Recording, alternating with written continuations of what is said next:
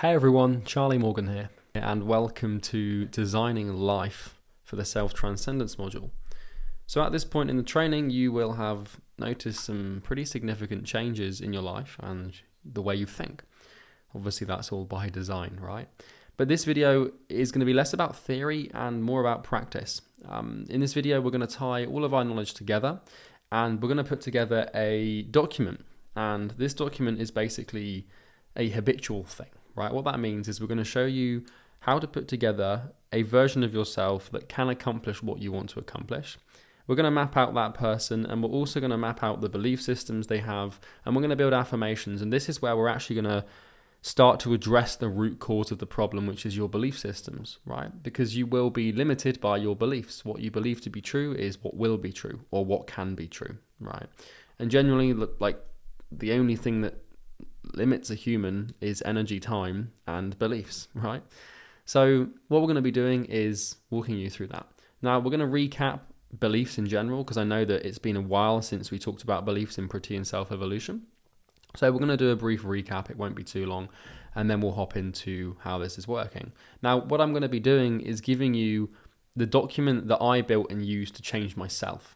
Right? So I'm going to be doing this by example. I'm not going to be giving you like a blank canvas here. I'm going to be showing you how I built myself on paper. And then I'm going to be walking you through my daily practice of looking through that document and just constantly reminding myself of why I'm working, right? So let's hop into designing life and basically design your life. This is a really important module. It's really exciting, and let's get started. So we're going to actually start by talking about where we're at in the training so far. Just a brief recap. And then we're going to talk about exponential self-change, right? And this is basically going to teach you belief and self-image feedback loops. Then we're going to talk about Project U, locking in your routine, and some observations. Okay, so you'll notice that this video might not be as lengthy as the other ones. We're going to keep it pretty straightforward.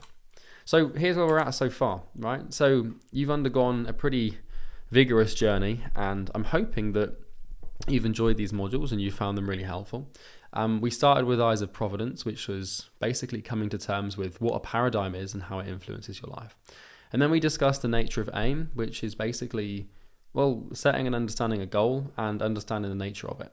And then we had Protean self-evolution, which is the premise of self-solidification and the identity conflict that growth presents. And then we had Breaking Your Chains, which is basically understanding your cycles and the characteristics of who you are now and who you need to be in the future. And then we had Trial by Fire, which was all about facing the pain, doing the work, and acknowledging resistance as a force. And then Polarity Paradoxes. This is where we talked about non-binary thinking. Your identity is in the binary form, and its importance to your success.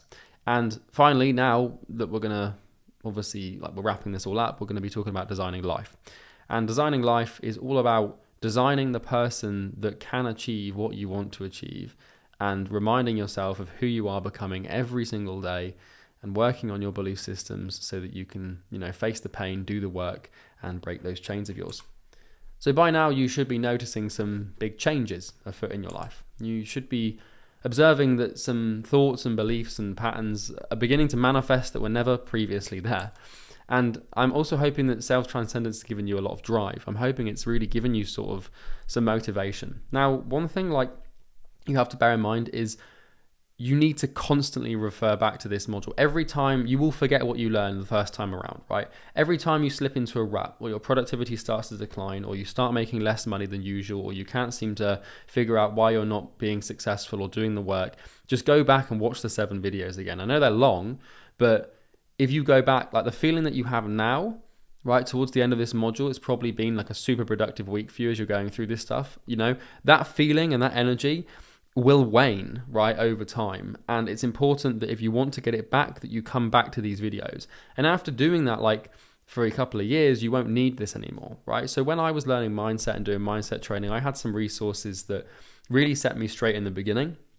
And I referred back to those basically every quarter for about 3 years. Every quarter, maybe even every couple of months, right? And it wasn't until I did that after a couple of years that it just became so ingrained in me. So it's really important you do that.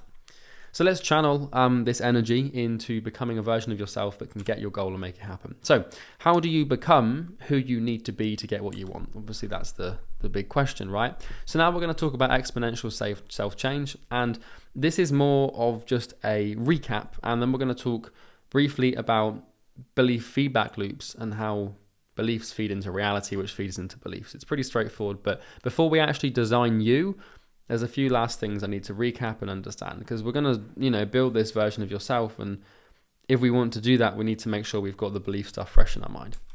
So how do you become who you need to be to get what you want? Well, as you recall from Protein Self-Evolution and earlier modules, this is basically how beliefs work. You should remember this. If you're not familiar with this slide, then you haven't been paying attention or you haven't gone through the videos. But if you haven't, go back, right, and rewatch them. But if you remember and you've been paying attention, which you should have been, then this is how beliefs work, right? You are there in the middle and we have this black line, and on the left we have a green bucket, on the red we have a red bucket. And the black line represents anything in your life, right? It can be something about yourself or something about the world. More importantly, it's going to be probably something to do with your business or your mindset or sales or something like that, right? The green bucket represents the positive experiences you've had, and the red one represents the negative experiences you've had with or about the thing in question. So if the black line is sales calls and you've had lots of positive experiences, then you're going to believe that sales is nice and fun and easy. But if you believe it's negative and bad, then obviously you're going to believe it's hard. And you have to remember from earlier modules that it's not like physical, genuine, real experiences will move this, but the one that really moves it is the imagination, the memory. So you can have one negative experience in sales, but if you play that over in your mind 100 times, then you've actually had 101 negative experiences. Okay? So it's the imagination, it's the thoughts, it's the patterns and the images that we reflect on and memorize that truly do create the level of intensity to which we believe something. And, this is you with your senses and imagination and memory. And what you're doing basically every waking second of the day is processing information. And all the information you intake is either going to create a positive or a negative experience about the thing in question, right?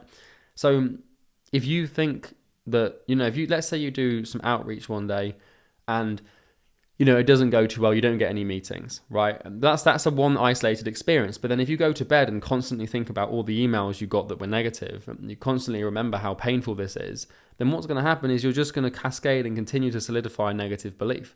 And you got to realize that beliefs, they block you, they blind you. If you believe something is a certain way, you will treat it in that way. If you believe outreach is hard, you will make it hard. If you believe sales is easy, you will make it easy. These are where everything begins, right? And every time you have a positive thing or positive experience with the thing, the green bucket fills with water. And every time you have a negative experience, the red bucket fills with water. We remember that different experiences will have different levels of intensity, of sentiment and emotion. So, some experiences will fill the bucket more than others. So if you nearly get in a plane crash, right? If your plane almost crashes into the ocean, then that's a pretty strong negative experience as opposed to just, experiencing some bumpy turbulence. Right, you'd probably believe that flying is way worse if you almost crashed than if you just, had some turbulence, right? Like if you close a, $15,000 deal and it's quite easy, then that will have more of an influence on your ability to believe that sales is easy than if you close a $1,000 deal, right? And the scale will tip depending on which bucket has more water. And the extent to which it tips depends on how much water is in one bucket than the other, or how many negative or positive experiences we've had, right? So this instance here is we'd see this as a relatively strong positive belief about the thing in question, right? So this scale is tipping towards positive experience and quite steeply. This happens when a person has had a lot of positive experiences, and on the opposite side, negative. So for example, the example I use in previous modules is I believe that I'm not very good at art or drawing. And the reason I believe that is, yes, when I was younger and when I was learning to draw, in art school, art lessons in school, my drawing would never be particularly great. But over time, I just convinced myself I was bad at it. So now I can't draw anything, right? And I could address that, but I've got more important beliefs to address, right? Whether or not I can draw doesn't really influence my ability to change people's lives and achieve my mission. So I don't really care about it. But this is an example, right? I'm aware of that. And I'm aware of lots of negative beliefs I have about different things. And the key to this module is not to try and fix everything. It's just to try and fix the things that are blocking you, right? So for example, let's say that you believe that, in the UK, we've got this thing called double mini roundabouts, right? I'll show you what this looks like. They're not very fun, right? So in the UK, we have these double mini roundabouts, right? A double mini roundabout is basically when you have like two roundabouts next to each other and they can become quite stressful, right? So let's say that, I could be making like multi 7 figures, 8 figures, and still believe that double mini roundabouts are hard, right? Do you see my point there? Like there are beliefs that, don't matter. But the ones that really do matter are the ones that are going to be presenting problems in your business. For example, sales and outreach. Obviously, the reason you purchased this program is probably to solve those problems. But if you're having an issue with service delivery, or if you're having a massive issue with hiring or team building, or whatever issue you're facing in your business is always going to, if you haven't addressed the belief thing, it doesn't really matter what you do to try and solve the problem if the beliefs haven't been fixed. But like I said, like you can have negative beliefs about certain things that have nothing to do with business and they won't have much of an impact. And, you've got loads of these beliefs about basically everything. And, they don't have to be sensory experiences, the positive or negative ones, they can be imaginary. And imagining that, if you imagine in your, daydreaming and because there's only so many double mini roundabouts you're going to drive over in your life, right? So like if you drive over one, maybe in the space of a year, you drive over 5 double mini roundabouts, right? That's 5 negative experiences if you find it quite stressful. But then imagine someone beeps at you and then someone shouts at you because you were going too slowly and you get embarrassed. And then you constantly replay that like every day, like twice a day, like, oh my God, that double mini roundabout experience. Like before you know it, you've had like 600, 700, 800 negative experiences with double mini roundabouts stemming from just 5 isolated events, right? So you can sort of see how that works, not to use too novel of an example. And the scales represent your beliefs. So we answered this question around who you are, and we know that like you have countless beliefs about literally everything you've ever observed or experienced. And every piece of information you've ever received, every thought you've had, it's been stacking scales in one way or another. And you've created beliefs without realizing it, right? And the key to understanding yourself is to understand that you are basically the sum collection of all the scales you've ever stacked, all the buckets you've ever filled. You are the aggregate of everything you believe yourself to be. And what you believe yourself to be is simply the sum of all the imaginary and real world experiences you've had. And that's it. That's really who you are. And everyone goes through life asking, like, who am I? Like, who am I? What am I? Who am I on this place? And if you want to see what you look like, it's just this, right? And what you can see here is this, like, kind of hurts your eyes a bit to look, but we can see all of these little, beliefs. Like you've got hundreds of thousands, millions of beliefs about all sorts of different things. And some will be stronger than others. So like, one thing that you might really believe to be true is that the earth is flat. And that could be a huge core component of your identity, right? And remember, we've got, beliefs stretching all the way from whether or not Hitler was a bad person to how much we like baked beans, right? There is everything you look at, everything, every song, every video, every person, like you've got beliefs about everything. And you probably didn't know this until taking this training video, and now you're probably way more aware of it. And you've got beliefs about everything, and it's going to be blocking your business as well. And you have a scale measuring basically everything in the world, like literally everything. How good you are at anything, whether you like something, what you hate, what you're interested in, what makes you tick, what makes you happy, what makes you sad, everything, basically. And besides, like, what are we if not what we perceive ourselves to be? You're not really anything. You're this intangible, weird, arbitrary creation. And like really all you are is what you see yourself as. And fortunately enough, like you can change what you see yourself as, because otherwise you'd be stuck forever, right? And if you change how you see yourself, then you'll change how you behave. And if you change how you behave, then you'll change your reality. And the key to self-transcendence is basically to isolate the scales that really matter to the achievement of our goal and then start working to tip them back into our favor. And we talked about my sales beliefs and stuff, right? So you're the sum of all the beliefs you create about yourself. We create our own realities, but we can only create a reality that aligns with our sense of self and our beliefs about reality, right? So like someone who thinks the earth is flat and believes the earth is flat will see, and like reality will manifest to them as the earth being flat. It doesn't, like obviously it matters what is objectively true, but we don't see the world for what it is. We see it for who we are, right? Remember that quote from earlier. It's not about like, for example, let's say that So there's someone who genuinely is convinced and believes that at nighttime, there's no night sky, space doesn't exist, but instead at nighttime the sunset is basically God just pulling like a massive blanket over the world, suspended by gravity, and then putting stars, and that's like that's what explains the night sky. If someone believed that, that's genuinely how they would see reality. They'd still see the night sky just as you and I do, but they wouldn't see it in the same way we do, if that makes sense. They'd explain it through a different means. So if you perceive yourself to be bad at sales, how could it be that your reality is that sales is easy? It just does. You can't have, like, belief and reality they're almost always in conjunction, although there will sometimes be this overlap where you start to change your belief and your reality doesn't catch up until a little bit later, if that makes sense. If you perceive yourself to be an incredible cook, you make incredible meals, and this is called praxis. It's this word basically denotes allowing beliefs to dictate our behavior, and it's our behavior that determines everything. So if you want to change your life, you have to change your beliefs. It's pretty straightforward. And, you could say easier said than done. Not necessarily. It's not as easy as just, saying some affirmations. It kind of is, but it takes a lot of time. So where do beliefs come from? Well, you might remember my sales belief here. I'm not going to spend too long on this because we already covered it, obviously. But we remember at the start where, when I was younger, my mother, she told me that I was really good with words, right? And now, in my present point in time, I believe that I am incredible at sales. I have this very strong self-image around being very persuasive and incredibly good at sales. And it all started when my mum told me I was good with words. And, that was a one-time positive experience with my articulate ability. And then I would just keep playing that over and over again because obviously it felt good. And then I got older and I started playing it over. And then, because of that, I eventually got good at sales because I continued to play it. And, eventually I started making money. And the more money I made, the more it reinforced my sales ability. And over time, I've just stacked this, sales thing so much with hundreds of thousands probably of positive experiences.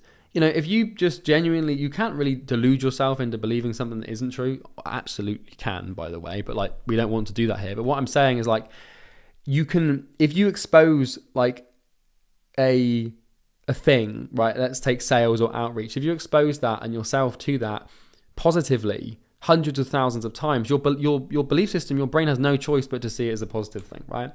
And it feeds back. And, we remember we can't change what happened in the past. We can't undo our experiences or the imaginary experiences we created, but we can't really, change our behavior or financial situation by waving a wand.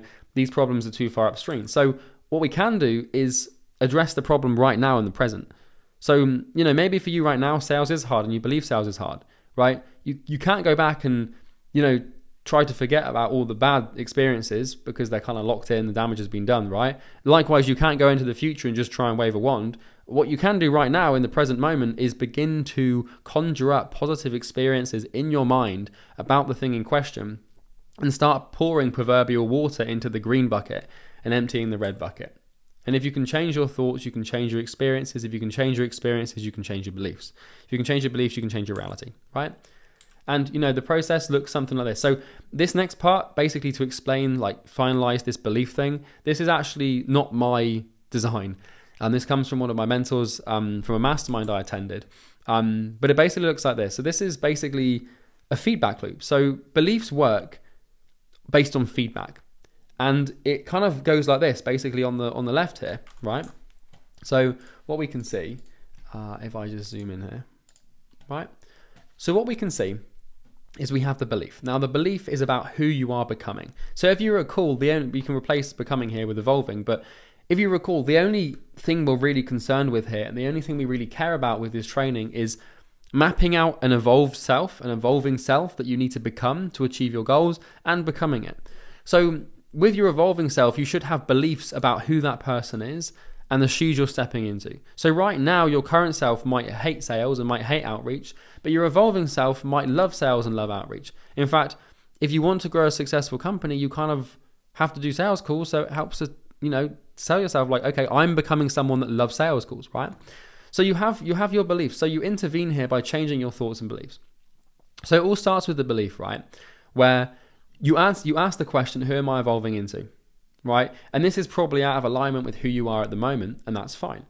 And once you have this belief in motion, and once you believe that you are becoming or evolving into someone that behaves in a different way, then you can start taking massive action in confidence with your new beliefs, right?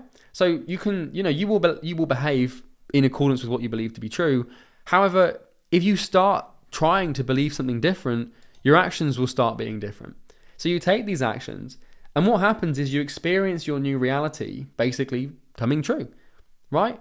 So your reality is confirmed becoming or confirmed evolution. So if you say, who am I becoming? I'm becoming a great salesperson, or I'm becoming the best salesperson in my niche, right? And then what's going to start to happen is you'll start to act as if that's true. Not completely, because it's not true yet, but you're just a slight change. So let's say one morning you wake up and you're like, right now I suck at sales. However, I am becoming someone that doesn't suck at sales and is really good. And then you have a sales call later on that day. And on that sales call, because you've told yourself that you're becoming good, you'll start to be a bit different. You'll be more silent at certain points. You'll have more conviction. You'll be less afraid of objections. And it's that minor change that might lead to you actually closing the deal. And then you're like, shit, like that's my new reality, like confirmed evolution. Like I'm evolving into someone that's better at sales, right? And it's never like, you're never done with this. So like I'm not just an incredible salesperson. That's it. It's always evolving into more. Like I'm becoming an incredible sales trainer, for example, now. But that's how it works. And then what happens is you experience feedback and adjust your beliefs and actions accordingly. So you experience the feedback of like, holy shit, like I actually closed that guy. Okay, well, feedback, I am becoming someone that's good at sales. And then, okay, well, I definitely am becoming someone because I've got this evidence, I've got this feedback to show that it has happened. So I'm going to take even more action. And the more action I take, okay, well, I'm closing even more deals, which means like that feedback, I must becoming even better. And this thing just cycles and cycles and cycles and cycles and cycles. And this can become positive or it can become negative. This can work against you or for you, right? So if you believe that you're becoming someone who's awful at sales, then it's going to go in the opposite direction, right? So you have to be constantly consciously aware of these mental feedback loops, because they can either drive you to suicide or they can build you up to the point where you are a billionaire. And that's how important these things are, is you have to become aware of them. And if you don't take proactive means of developing your beliefs and working on them, then you will just descend, right? Which is probably what's already happened, but that's okay. We're going to fix it. So now let's talk about Project You, right? So I'm going to actually walk you through how to become the person you want to become.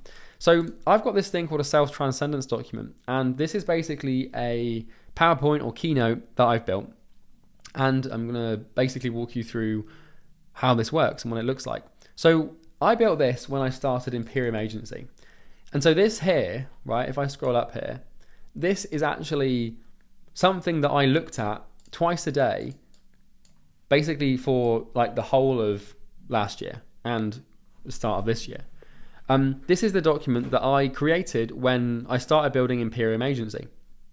Okay. This is like, it's kind of cool to look at this thing because pretty much everything in this document has become true.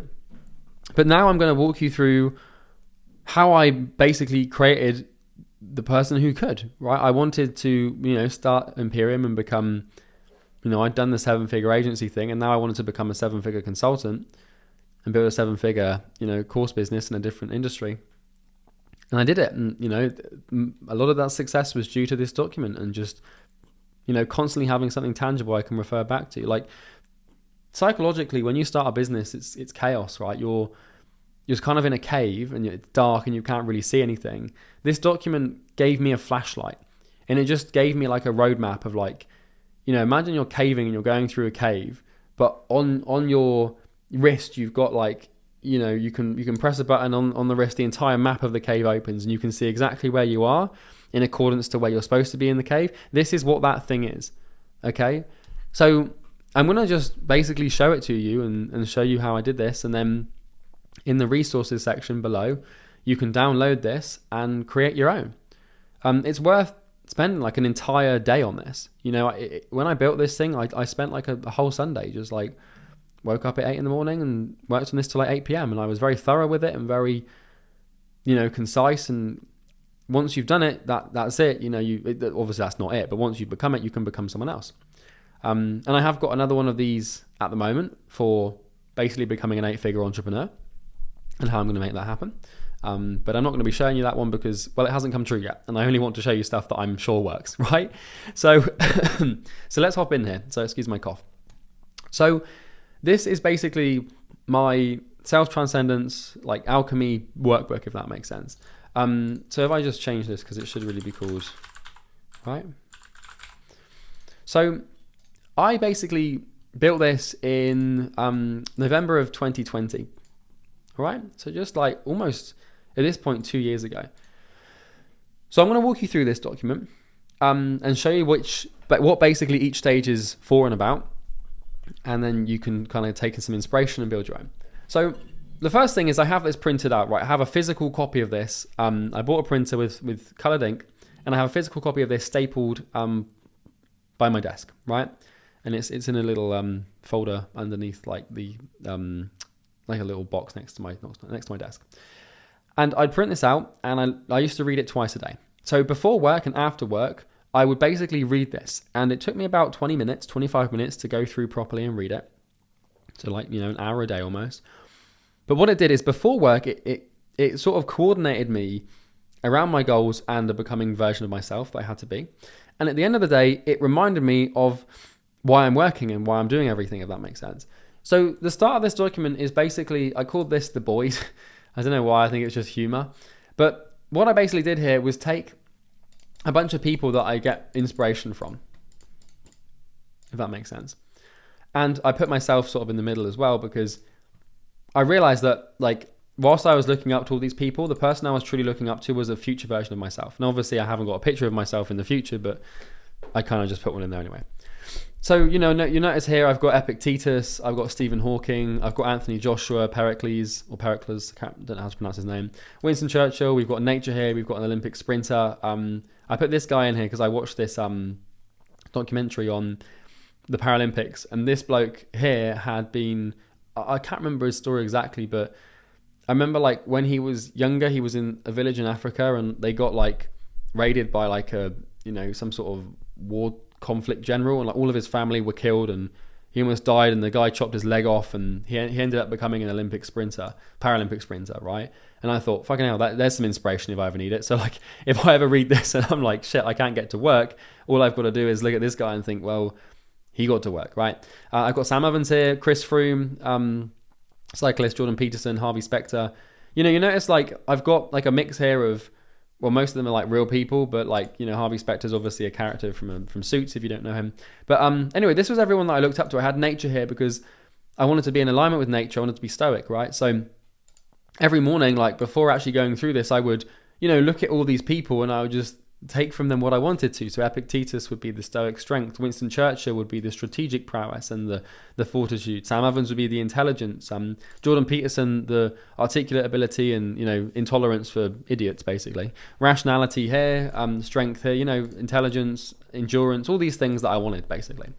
So once I did that, I kind of have this second stage. It basically this is like the version, right?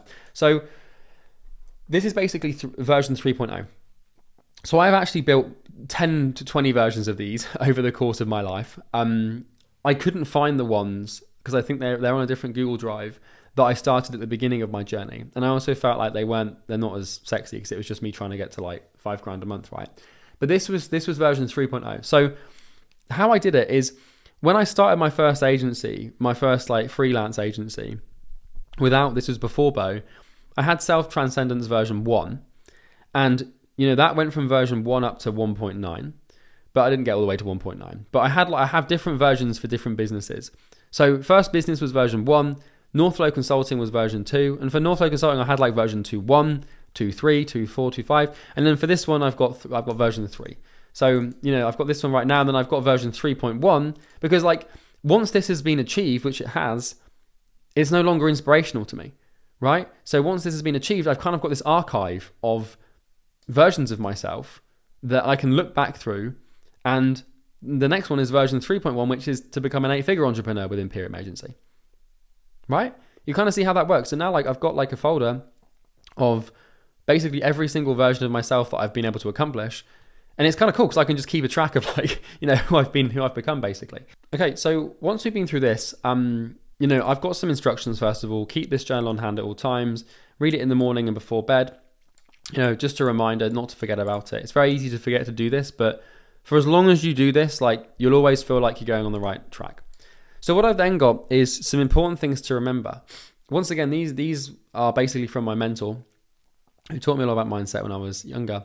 And these are just things that I don't want to forget. So basically every day I would just read these, right? So it doesn't matter what is true, only what you believe is true, because with work that will become true. Your thoughts create your beliefs become your reality. You guys can sort of have a read through these in your own time, but these are just things like that you should have learned throughout the mindset module that you just don't want to forget. So reminding yourself of all of these twice a day and consciously reading them is pretty important, because I don't want to forget this stuff. If I forget this stuff, then I'm going to start to fall off. And then daily ritual. So I've got this screenshot of how this belief system works and how this feedback loop feeds. And then daily ritual, I basically have instructions. So like, wake up early, because I'm reading this before bed. I'm reading this, before I start work, but wake up early, exercise, shower, meditate, and then read this journal from start to finish. Remember, you can change your reality if you change your beliefs.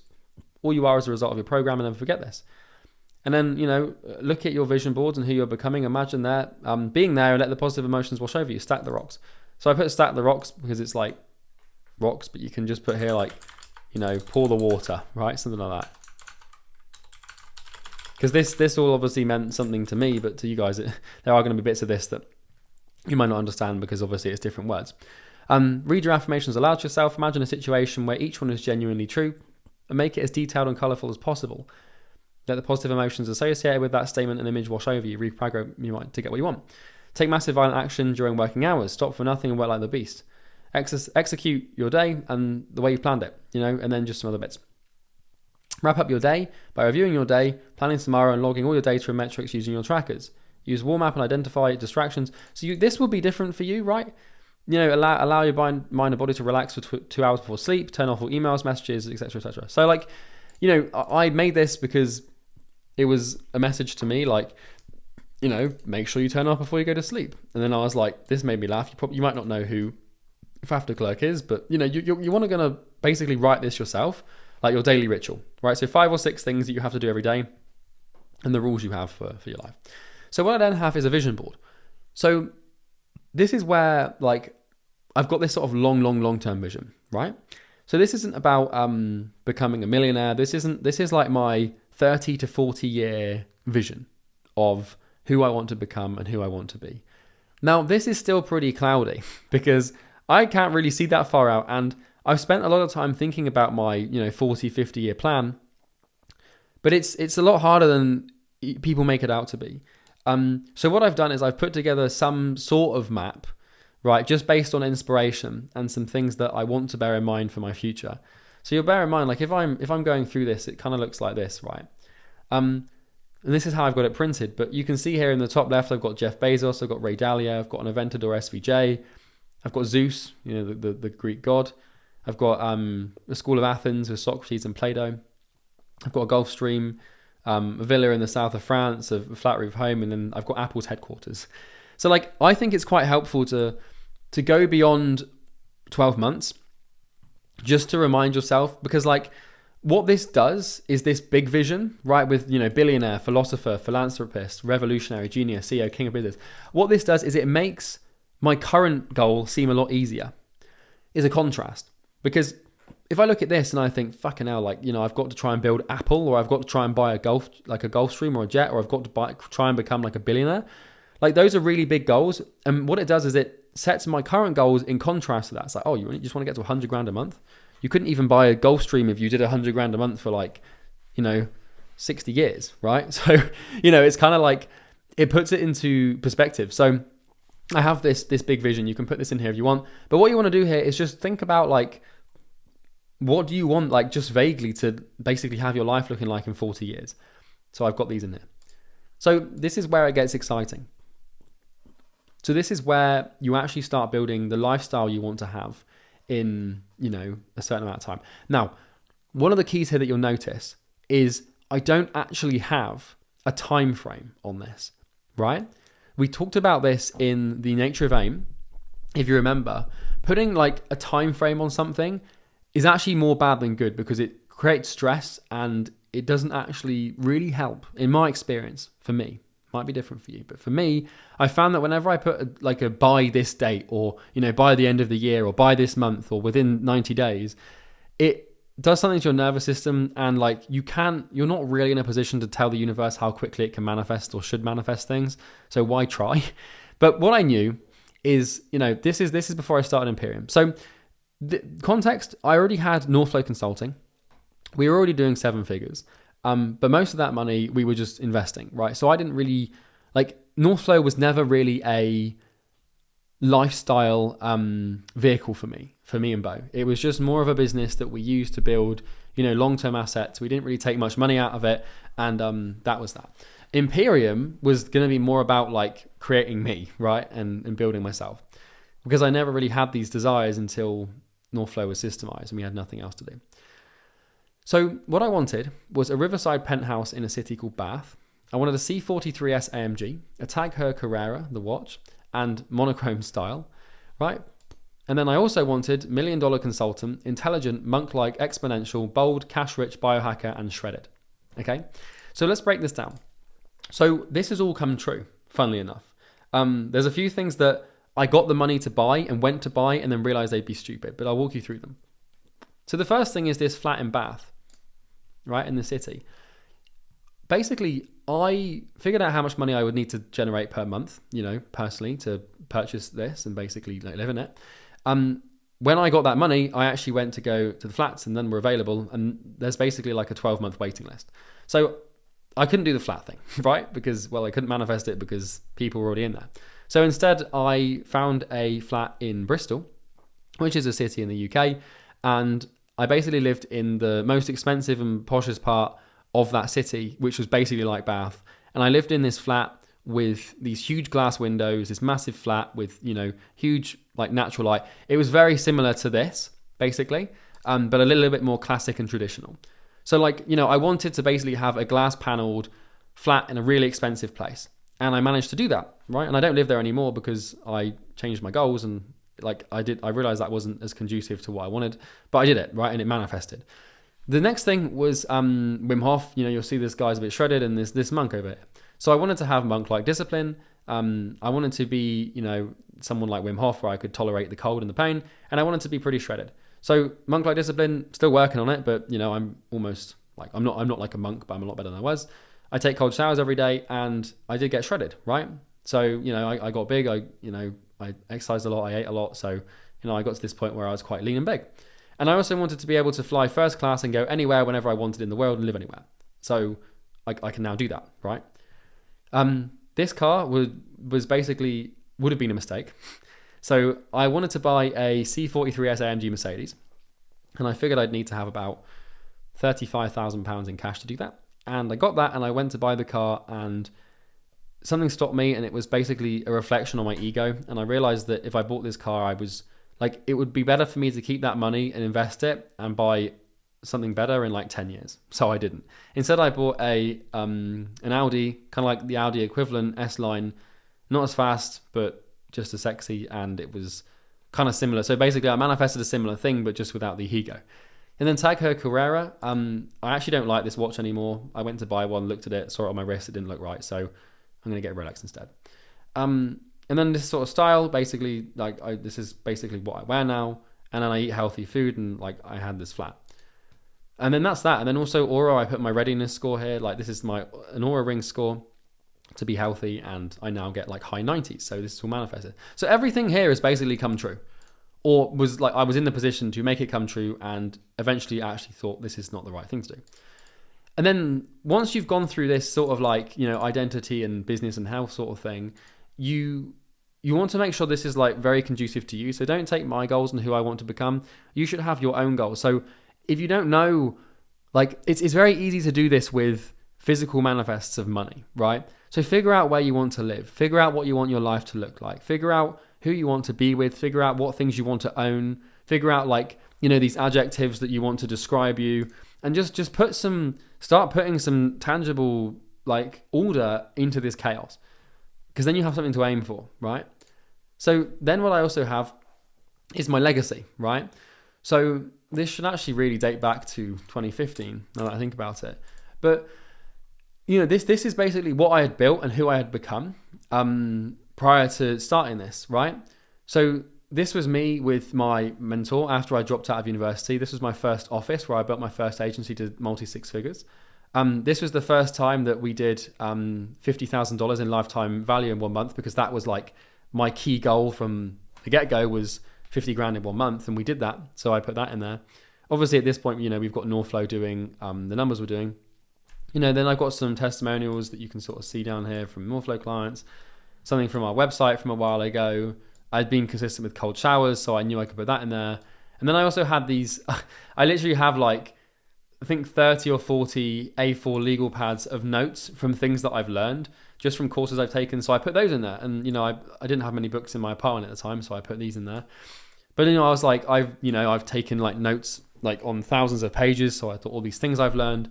And then I put some folders from the course we created. So like what you want to do now is, once you've figured out who you want to become, you want to sort of put your legacy down, right? You might not have done anything that you can really like put down to achieve, but like say for example, like one thing, just like I'm going to become someone that meditates every day. Then this could just be putting someone that's meditating. This is just giving you evidence that like you're sticking to your word, if that makes sense. So what I then have is the story, right? So like this is basically like, this was my story up to Northflow Consulting. So it was university dropout turned $1 million entrepreneur. Charlie Morgan's story is one of exponential self-transcendence of the self. 182 gym owners liberated, $1 million made. So this is actually, it should be about 350 now, but we made more than $1 million, and like, this was a while ago. So, I sort of listed down here, like, basically my story. And this was the really early story, right? So this was when I dropped out of university. I tried to start these two businesses. They failed, did an apprenticeship, started my agency as my apprenticeship, landed my first client for like, you can see here, 995. I think that actually this was for a different business. So this is ages ago. Wow. Okay. So this was in 2019. This was like a side project I started that I thought was going to take off, but didn't in 2019 underneath Northflow. So that was something for a different thing. But, I started my agency, landed first clients. Boom and bust was when I was working in my office.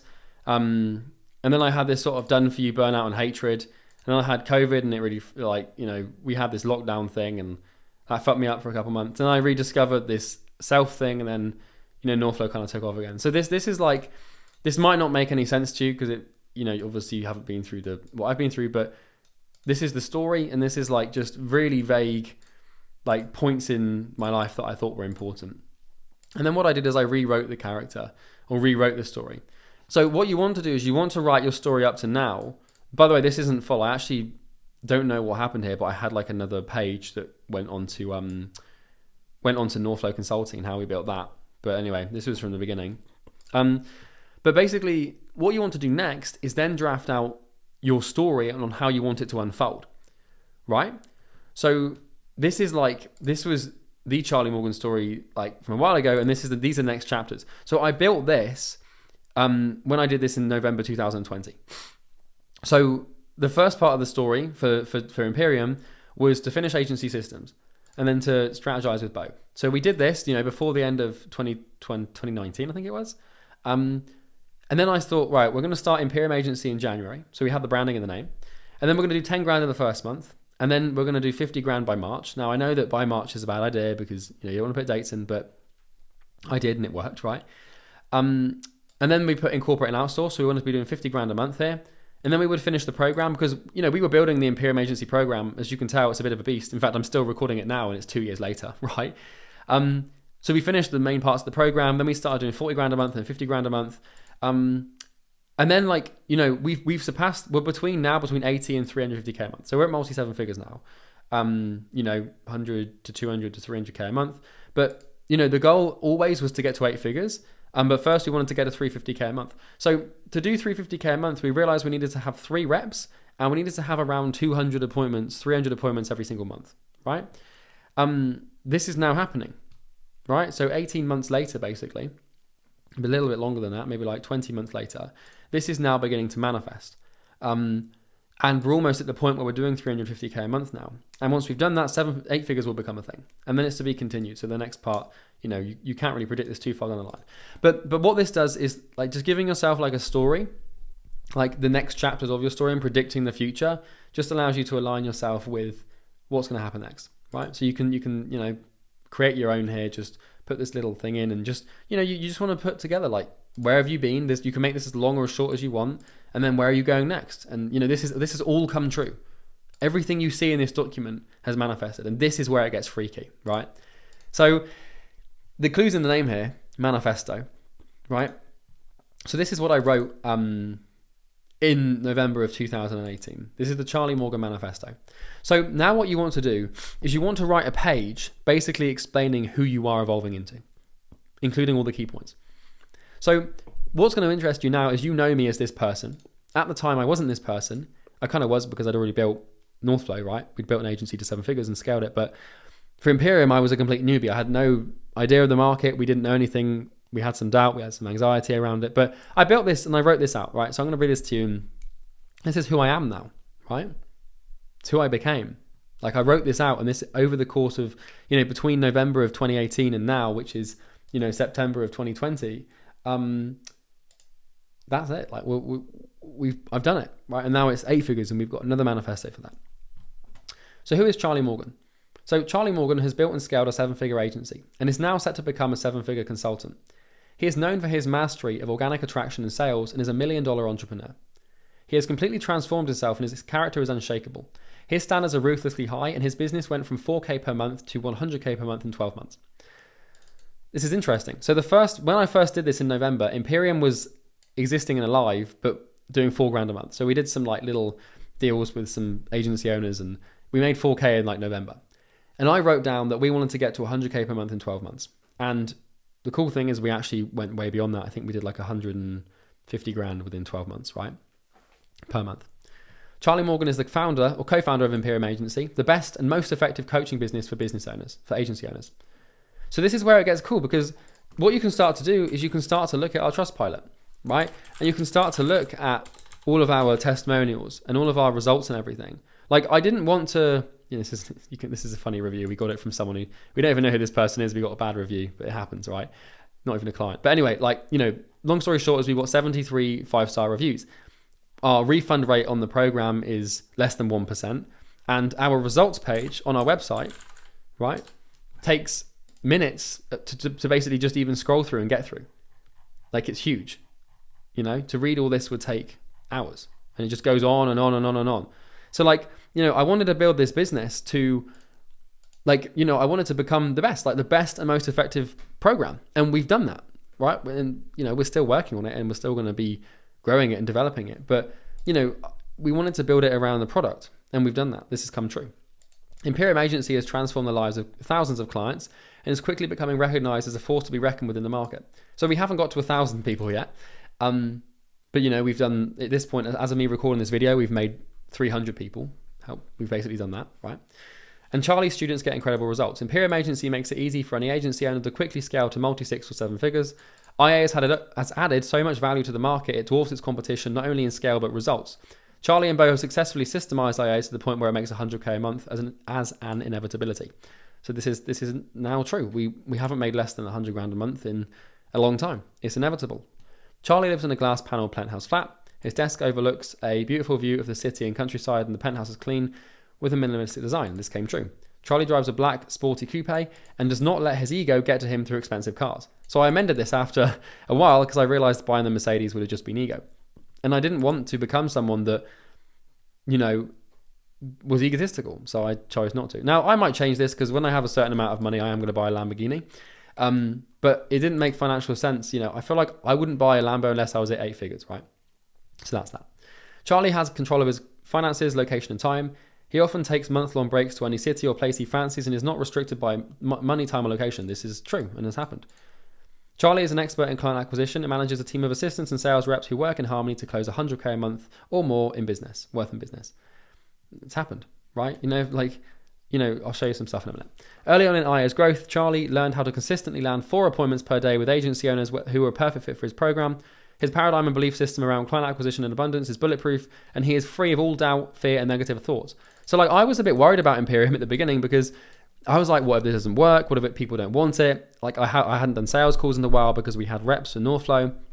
I was like, we hadn't done appointment booking for ourselves because, well, we had, but like we weren't doing the work, if that makes sense. We had people doing it for us.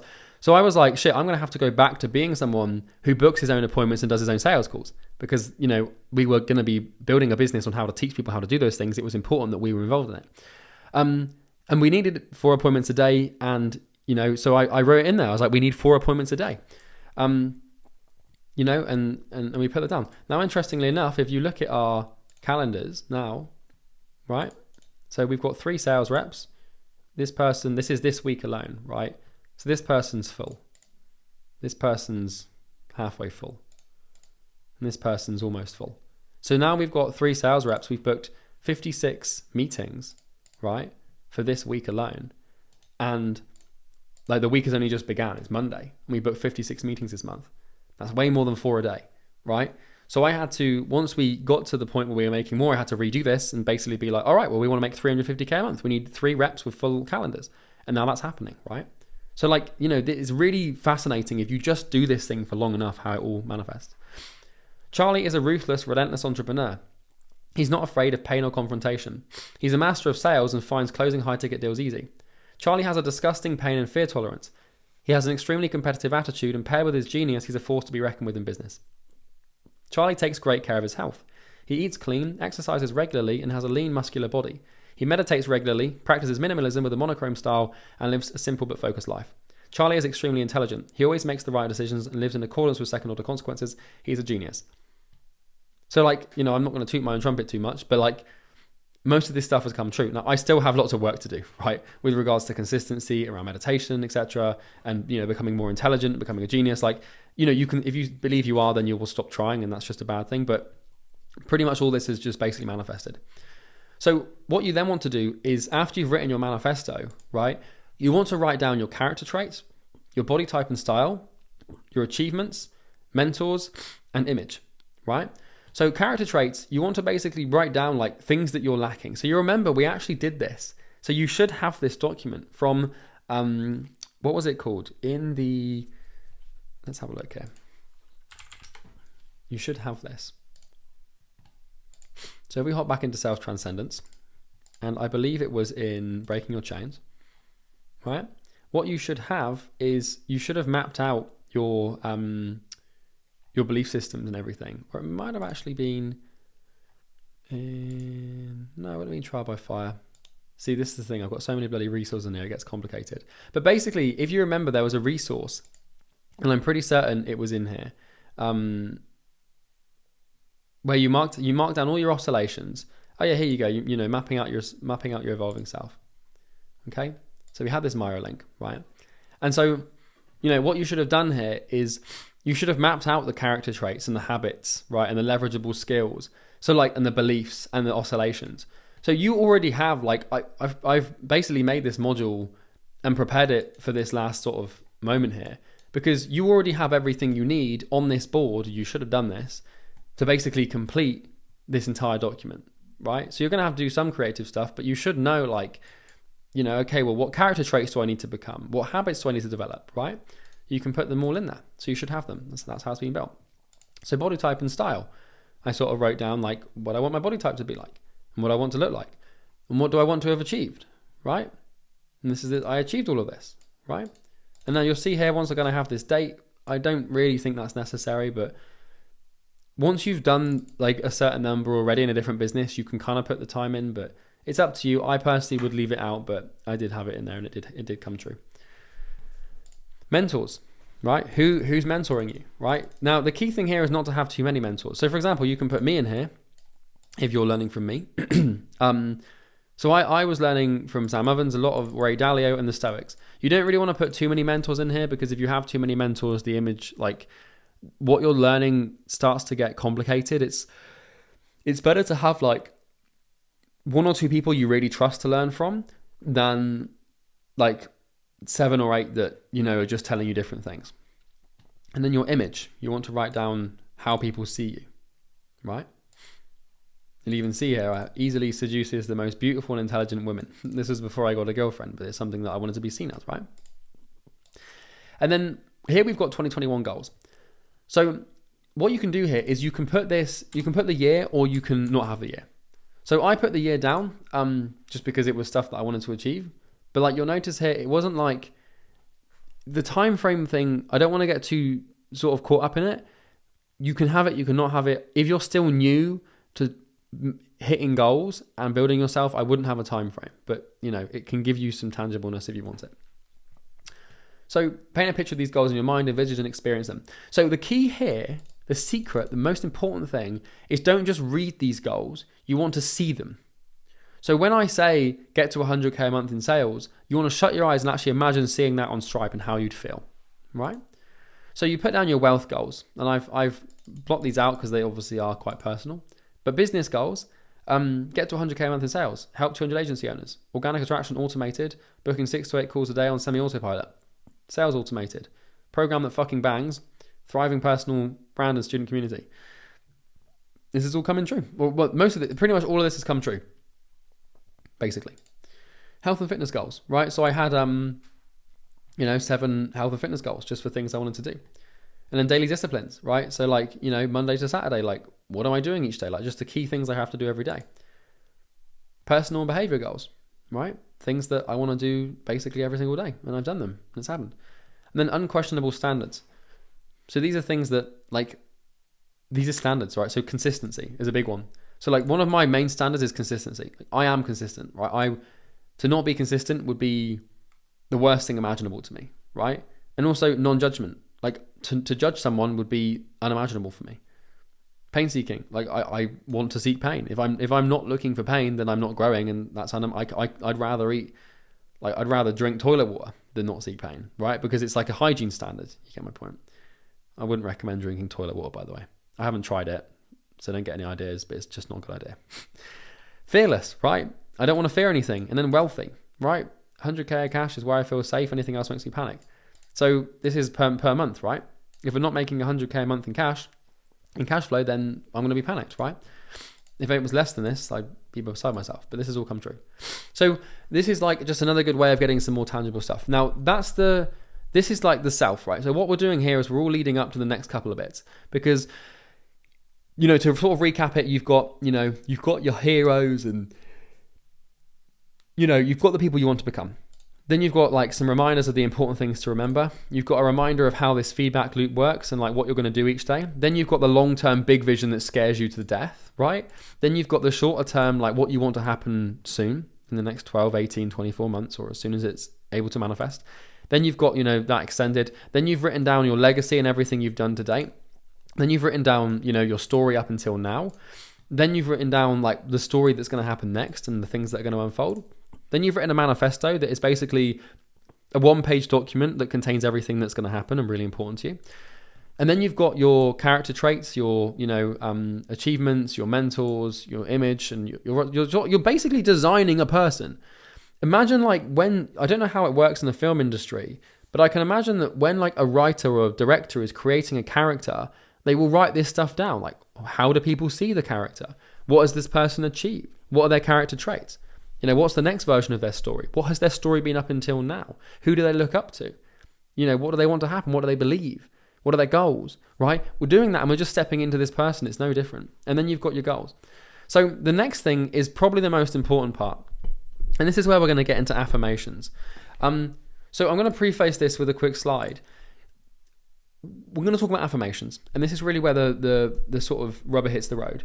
When you're doing affirmations, you cannot just say them. I'm going to explain what affirmations are and how to do them. But the key to this is you need to see them, right? So when you affirm something, when you say something like, I am rich, or, I believe that I am booking hundreds of appointments every month for my business. It's not enough to just say that. You need to see it and feel it. That's how beliefs are changed. So a belief is not changed, right, by basically you just telling yourself that something is a certain way. If you want to restack the scales and, pour the water into the green bucket and empty it out of the red one for a certain thing in your life, you cannot just say the same thing over and over again. So if you just say, I'm going to get to 10 grand a month, I'm going to get to 10 grand a month, I'm going to get to 10 grand a month, I'm going to get to 10 grand a month, those aren't positive experiences, right? An experience is like, when you experience something is when something happens and you see it and you feel it, right? So the point of affirmation is you're going to say something that is like, it could be along the lines of like, I believe that I am becoming extremely good at appointment booking, for example. Now you say that, but then what has to happen is you have to imagine that. So you have to imagine your calendar full, or you have to imagine yourself cold calling and someone saying yes, or imagine opening your inbox to, 10 positive replies, right? And then once you've imagined that, imagine how that would make you feel if it were true. And that's how you change a belief. It's not, you can't just say the same thing over and over again, and basically just repeat yourself without any emotion. If you're not getting emotional when you do your affirmations, then you're doing affirmations wrong. Okay? So I'm going to show you these affirmations, and I'm going to show you exactly which affirmations I built and used to get really good at appointment booking and sales. So for you, you want to create affirmations around where you're struggling. The biggest problem and mistake you can make is try to change too much at once. What you want to do now is isolate one or two things that is holding you back from getting what you want. So you've got your goal and you've got obstacles that are stopping you from achieving that goal. Now what you want to do is identify those obstacles and conjure beliefs and affirmations to overcome those obstacles. So you should have already done this. During the Breaking Your Chains module, we took a lot of action to actually map out your evolving routines, right? So your evolving belief systems. So you should have done this. If you haven't done this, then this is on you and you're really going to struggle to do this next part. So go back and do it. But, what we want to do here is go back to these documents that we completed. And you should see, I gave you instructions on how to do this, but you should have mapped out all of the beliefs that you want to, basically come true, if that makes sense. Domain-based beliefs and identity-based beliefs. So domain-based beliefs is business owners love being outreached, or good media buyers are easy to find, or everyone loves outreach, for example, right? And then identity-based beliefs is I'm good at sales, I'm good at outreach. So you should have done this, right? So now what you should know what you need to work on belief-wise. You do not want to make the mistake of overpopulating your affirmations, because what you want is to have less affirmations that mean more than more affirmations that mean less. The more affirmations you have, the less each one means. So the key here is to not have hundreds. So I made the mistake when I started doing this of having 88 different affirmations, right? And it took me half an hour to read them all out, and I wasn't properly visualizing and imagining them.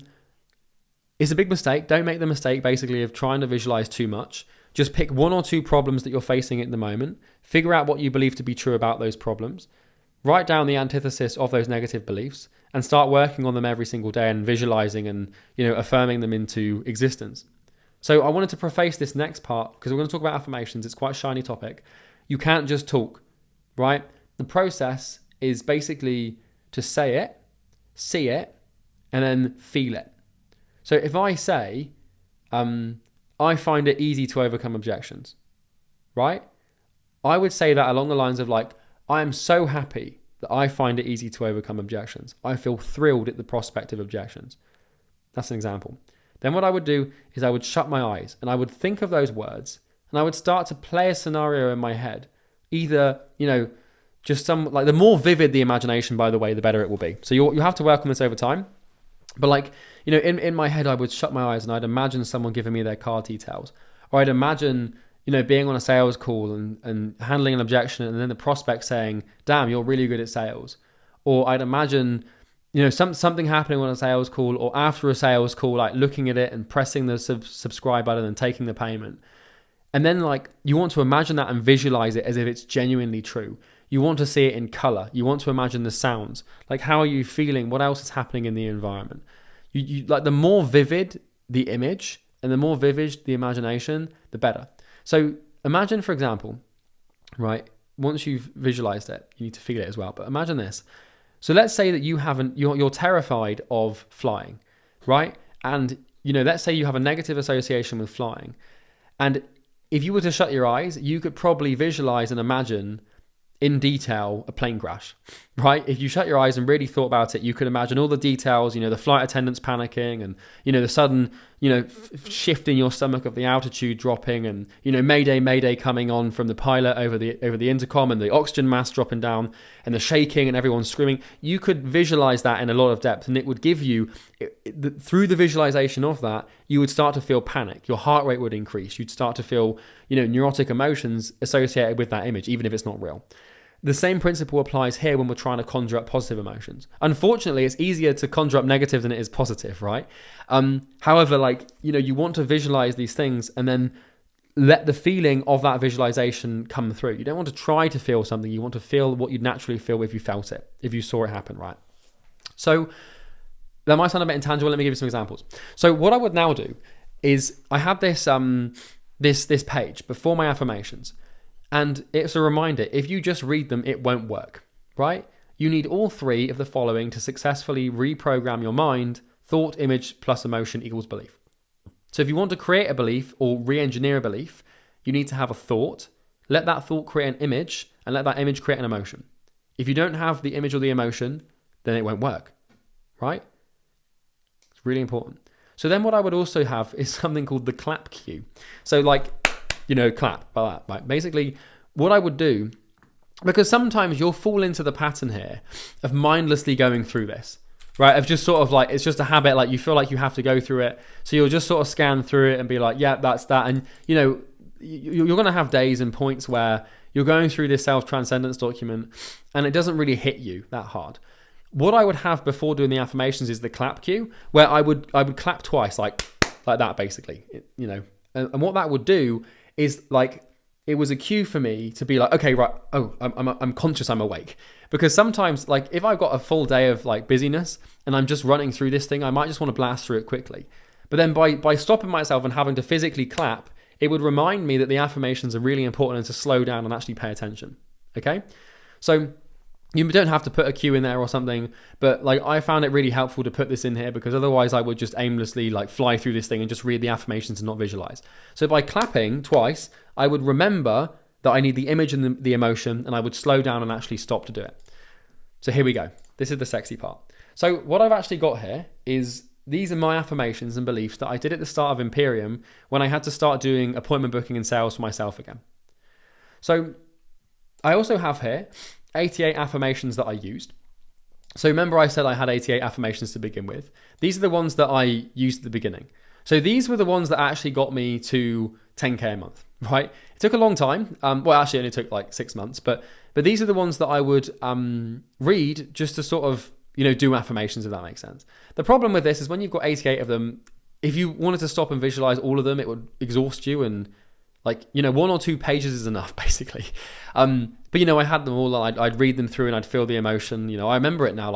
My income is constantly increasing and I deserve it. I feel gifted and powerful. And I'd shut my eyes as I say that and genuinely feel gifted and powerful. But what I want you to do is your affirmations must be your own. If you can use my examples here and these examples here, and you can pick the ones that you feel are important to you. For example, if you struggle with money, let's say you believe that money is scarce. That's a big one, right? You've got to fix that one. Otherwise, you're never going to find appointment booking easy. So, you might find the money ones in here and choose to pick those ones. But what's important is that the affirmations are your own words. You can take the message from each one and create your own, basically. So these are the 88 affirmations I used. You can install them into your own process. But yeah, that's sort of, how the ones that I used at the beginning. But these are the ones that I used to build Imperium to 100 grand a month. So the first one's really important. And this is a little hack that people don't realize. So I actually started out all of my affirmations by saying, my imagination is vivid, and I find visualization and the self-transcendence process easy. This allows me to reprogram my mind however I want. I feel so happy about this. So this is a bit of a meta belief. So I started off by affirming and by starting to have an affirmation that changing my life and changing my beliefs is easy, and I find visualization easy. Because to get good at this and quick at this, you need to be able to visualize different things quite easily. And a lot of people feel like they might be like, oh, I can't visualize things, or I'm not good at visualization, or everyone finds visualization hard. But I didn't want that to be a problem. So the first thing I actually visualized was me finding visualization easy. right? And if you're wondering what image I actually chose to do that, I would basically imagine myself sat on my beanbag from my old flat, and I would just imagine myself sat there, and then I would imagine like these thought bubbles coming out of my mind, visualizing like different manifestations. So like the car or the flat or, you know, a full calendar. And I just shut my eyes, and I can see it so clearly because I did it so often. And I picture myself sat there with legs crossed, shutting my eyes with, you know, the wall behind me and the colors of the room. And I would imagine thought bubbles like tracing off with different things that I wanted to manifest. And then I would feel positive and happy about that because I knew I was doing it, right? So I'm not going to walk you through like all of these affirmations or what I visualized. You need to have your own visualizations and imaginations. I can't create them for you, but that was an example. So I believe that money is extremely abundant and is flowing to me in great quantity. I attract large amounts of money and I deserve large amounts of money. I feel wealthy and at peace. So if you want to know what I would visualize for this one specifically, I'd shut my eyes and I would basically imagine laying on my bed, like the bed would be made of money and everything in the room would be made of money. And like, you know, and I'd also have like out in the garden, there was a tree, and on the tree money was growing. Because everyone says money grows on trees. It doesn't grow on trees. So I wanted to believe it grew on trees. So there was loads of it. And, you know, I'd even imagine the windowsill was like made out of pound coins. That was another visualization I had. And I'd imagine myself sort of like doing snow angels in the money on the bed. You know, you've seen the Wolf of Wall Street scene, right? And I would imagine that and I'd feel so good about it. I'm like, I'm surrounded by all this money. So these they were very, very, very vivid imaginations. I even got to the point where I was actually sniffing £20 notes to remind myself of what money smelt like. Now, there are other reasons people sniff £20 notes, and I wouldn't condone doing that in a way that's illegal or conducive to drug use, right? However, you know, I would imagine myself just like, money has a certain smell to it. And when you're visualizing this stuff, it helps not just to imagine like the image, but it helps to imagine the sound. So the rustling of the money, right? And the smell of the money. And then if you were led on a bed, it was made out of £1 million and you were just doing snow angels and smelling it, how would you feel? You'd probably feel pretty good, right? If you knew it was yours. So, you know, every time I would imagine that and I'd shut my eyes and I'd picture it and I'd feel amazing about it. And, you know, you'll know when you're getting it right because you'll feel the emotion sort of in your chest and in your neck and through your stomach. You'll feel the happiness and the energy. So, you know, there's some other ones. I'm not going to read these all out, but you can sort of see, I know my market is abundant. I believe that I'm God's gift to organic attraction. This was an interesting one because I actually imagined that I was an angel in the sky, and around me was all of these social media platforms and email, they were just full of positive replies and appointments and just pouring out. And I also imagined like opening a chest and like a treasure chest. And in that treasure chest was snippets, like, you know, printed out snippets of everyone saying, "I'd love to have a meeting with you. Let's talk about it." You want to get creative with this? I've literally been doing visualization for 5 years, so I was able to create extremely vivid imaginations. But, you know, try your best to do this. I love organic attraction and outreach. You'll notice as well, each affirmation ends with, "I feel a certain way." Because remember, it's the feeling. So I would say, I love organic attraction and outreach. I have countless positive experiences with organic attraction and I'm very, very good at it. This makes me feel calm and confident. I'd shut my eyes, I'd see the image, and then I'd try to, calm and confidence. Because like, if I'm good at organic attraction, I know my business is going to grow. I know I'm never going to struggle. I know I'm going to have all the money I want, and I know I'm going to manifest what I want. I feel confident about that. I feel calm. I feel good, right? Appointment booking is the easiest thing in the world. I find it easy. I love appointment booking. I have too many appointments. I feel happy, right? This actually is now the case. We have too many appointments and not enough reps, right? I'm brilliant in sales, the best there is. My progress is consistent and steady. I'm extremely patient in pursuit of my goals. I do not waver, and I found the perfect balance to get what I want in reasonable time. I feel assured and faithful. I'm a ruthless closer and can calmly close any prospect if I believe it's within their best interest. I feel unshakable and confident. Like with the sales one, right? I'm a ruthless closer. I imagine myself in the Wolf of Wall Street office on the phone, and I imagine there was a leaderboard, and at the top of the leaderboard was Charlie Morgan, and I was 10 times better than everybody else, even Jordan Belfort, right? And I'd visualize that, and I'd visualize everyone celebrating my success and like all the bonuses I'd receive and how good I'd feel about it. Like, you really want to design these images so that they're consistent and vivid, and every time you go back to do them, they're more vivid and you find another detail, right? Because I know that if someone put me in a sales office with like 100 people, I'd be 10 times better than everybody else. Right? And I know that now, and I believe that now because I did this. I just visualized it over and over again. And now it's actually gone to the point where if I was selling, it would happen, right? So, this is awesome. So there's some other ones here. I do not judge others. I can dismantle an objection. I'm not afraid of confrontation in sales. I don't think difficult questions are difficult to ask. I'm hyper aware of my thoughts, emotions, fears, and beliefs. I'm making change for good. I've mastered meditation. Whenever I notice pain, I trigger reflections. And then this is one that I always said. Universe, please accept this utterance as a vehicle for my pure gratitude and thankfulness for my existence. I am so happy to be alive and want to thank you for my life and consciousness. I promise I will work relentlessly to expand you. I feel connected. So like at the end of this, I would just sort of summarize by saying, I'm so grateful for being here. Like God, universe, whoever created me, thank you so much for creating me. You have not made a mistake with me. I'm going to do everything I can to, grow your efforts and continue to expand you and just improve everything around you. Thank you so much for putting me here. And when you say this, if you mean it, you'll feel so connected with something that is unbelievable. So that's the affirmation process.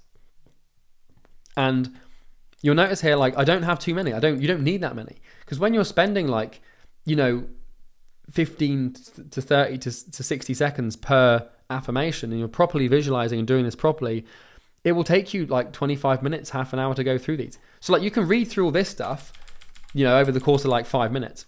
But the affirmations is where you should really spend most of your time.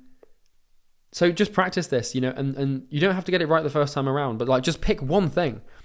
Like one thing. Maybe it's like with appointment booking, like you're always struggling with people who say they're not interested, it discourages you. And then like maybe just your one affirmation is when someone says that they're not interested, I get really happy because I know that I'm one step closer to finding someone that is. I feel amazing and at peace. And then just shut your eyes and imagine, you open your laptop and you receive the not interested and you just see yourself smiling and being happy. And then how does that make you feel? You're going to have to do, use some critical thinking here, but I've given you my examples. I've given you 88 ones that I use for things that aren't as, specific as sales and outreach, but it's the proof's in the pudding, guys. Like, I've done this every day for like 5 years. And it's pretty cool. So it keeps you on the right track as well. Okay. So that's my process for designing life. Now the other thing is locking in your routine. So there's a quote that says there can be no change without a changing routine. So it's all good and well to sort of have like that document, but you also want to have a routine locked in place for how you're actually going to achieve the goals. So look at like the manifesto and define the actions you need to take, right? So maybe on the manifesto is meditation, or I want to be really intelligent. You need to start building this into your routine and putting the actions that you need to take, like timelining them, if that makes sense. So now what I'm going to show you is an example routine. Now I don't actually have like a resource to like a template for this because you should be able to build this yourself. But what you want to do now is write down a routine and stick to it every day, right? So what I would do here is I wrote down the routine. So this is the one that I actually use to start Imperium. So at 7:15, I'd wake up, drink water, right? Dress and brush my teeth. I'd drive to the gym. Then I'd work out, and then I'd finish my workout. And then I'd shower, and I'd have, what is shower and shake? I don't even know what that means. I think protein shake. Yeah, shower and protein shake and prepare oatmeal. And then I'd meditate, and then I'd do this, AOS stood for like alchemy of self, right? Self-transcendence. I do my affirmations, and then I'd track my health and my meditation, and then I'd do a call with Bo, and then I do morning outreach, and then I'd do looms and send looms, and I'd have meals, and then I'd do my sales calls, and I'd have another meal, and then I do more outreach, and then COP wrap stands for close of play wrap, so I'd wrap up my day and plan tomorrow, and ORWF stands for outreach workflow, so evening outreach workflow. I have another discovery call at 7, and then downtime, and then sleep. So like it becomes very clinical and right, and that's kind of what you want. You almost want to have a boring routine to begin with. So just the thing now, just pause the video, open up a Google Doc, and just write down what you want your routine to look like. It should be predictable, right? Now, you can't stick to this all the time because, sometimes I might have done a sales call at like, 11:20 a.m. and it would interfere with something. But you want to have like something that you can commit to. And then you want to tag that onto your alchemy of self, or you want to tag that onto your self-transcendence document, basically. Because then you can see what your routine is.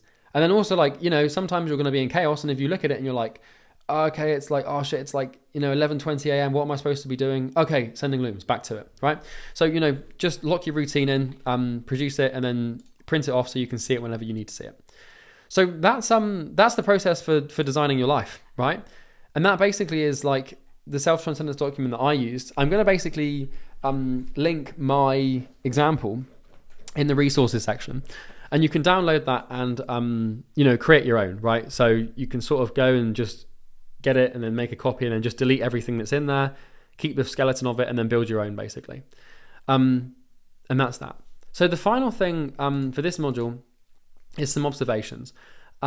This is a really quick thing. I just want to walk you through like a couple of things for you to just start thinking on. Just some things that like, I've got some observations, some information basically that didn't really fit anywhere else into this mindset module. I'm not going to spend too long on this. It's just going to be like a quick note of just so you can sort of meditate on this and figure it out in your own way. But there's literally like 4 or 5 things that I just want to round off this training with. So before we end the module, there's just some observations. So these are things that have massively contributed to my success. So it's literally just 5 bullet points, right? But I was trying to look for a way to put all of these things in the training at some point, but they didn't really fit in anywhere. So I thought, well, where better place to put them than right at the end? So basically, one thing at a time. How you do one thing is how you do everything. Become the client you want to attract.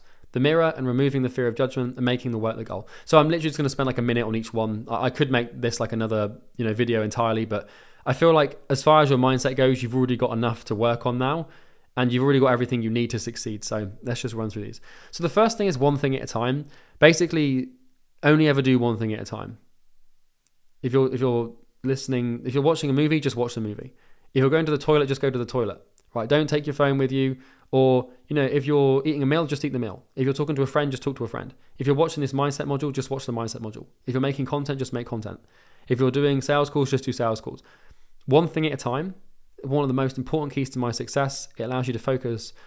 You want to get into this habit of just single-mindedly doing every single activity. How you do one thing is how you do everything. Basically, there's no real exception to being exceptional.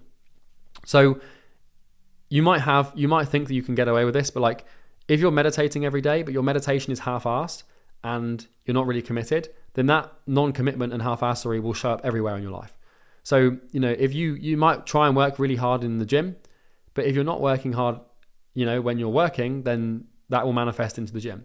So every single action you take, every single habit you commit yourself to, every single thing you do to some sort of end needs to be exceptional. And you need to strive to be the best in every single thing you do without exception. So like if I'm just cooking a meal for my girlfriend, I won't just try and cut corners. I will make it the best meal humanly possible. Because if I start cutting corners when I'm cooking for my girlfriend, then I'm going to start cutting corners when I'm making videos for clients. You see? Like you have to be exceptional everywhere. Become the client you want to attract. If you want to attract good clients, you have to be a good client. It's very simple and straightforward, right? If you want people to leave you reviews, then leave reviews, right? If you want people to pay big money, then pay big money, right? If you don't want people to if you don't want clients to write you, angry emails, then, if you don't want a client to treat you badly, don't treat other people badly. This is very obvious. It's just the golden rule, like treat others as you want to be treated yourself. But I found that we get really good clients when Bo and I are really good clients to other people, if that makes sense. And then the mirror and fear of removing judgment, or removing the fear of judgment. So one of the reasons that you might not be successful is because you're afraid of what other people will think if you try to be. Or one of the reasons you might not do something is because you're worried about how the people might see you. Worrying about fear of judgment is massively inhibiting to a business owner. If you want to remove the fear of being judged, you should just stop judging other people. It's as simple as that. So if you constantly find yourself at the mercy of your fear of what people will think of you, negatively, probably. So if you're worried if I make a YouTube video, people are going to judge me because it might be bad content, right? Then what's happening there is the only reason you're afraid of that is because you're judging people for making bad content, right? So you don't really want to, if you stop judging people, then you will stop worrying about being judged. So let's say, for example, I used to worry that people would be would be judging me for a bad haircut or something. And then I realized the only reason people were judging me for a bad haircut is because I was judging other people who I thought had bad haircuts. So as soon as I stopped judging people for bad haircuts or what I thought was bad, I would no longer be afraid of judgment. And the final one is making the work the goal. So we've talked a lot about your goals, and we've talked a lot about who you need to become. And you want to have that sort of vision, and you want to have that as a goal. But the main thing that you should really want to do is the work. Because if you want the work, then you're always in alignment with what you need to do to actually get the goal, right? So just some observations. So that wraps up self-transcendence. That wraps up basically the mindset module, and I'm hoping that this has been life-changing for you, because all of this information that I've taught you has completely changed my life. In fact, I would say that I'm in debt to this information. I'm in debt to this information. If I didn't know what I taught you in this module, I would not be where I am. And it's hard for me to articulate how much passion and gratitude I have for this knowledge, and how happy I am to have passed it on to you, and how happy I am that you've listened and implemented it. If you do this and you consistently work on this, your life will not be the same. And sorry, I get quite emotional. But when you implement this and you actually do it, you will change, and your entire reality and the reality of everything you see and perceive will shift. And you can change. You can become whoever you want. You can manifest a reality that is in every way, shape and form different to where you are right now. No matter what you're going through, no matter what struggle or suffering you're currently facing, it's possible to find a way out. And you find a way out through this. And I'm happy that you've done it. And I wish you the best of luck and every success with the implementation and consistent action of what you've learned in this module. So that's everything. And that concludes self-transcendence. I hope you've enjoyed the last 7 videos. I hope they've had as much of an impact on you as they have on me. And just remember, no matter what, stay consistent with the work. Do it every day, no matter how you feel, come hell or high water, do what needs to be done, and you will manifest a future that you couldn't even have imagined could exist a week ago. Thanks for watching.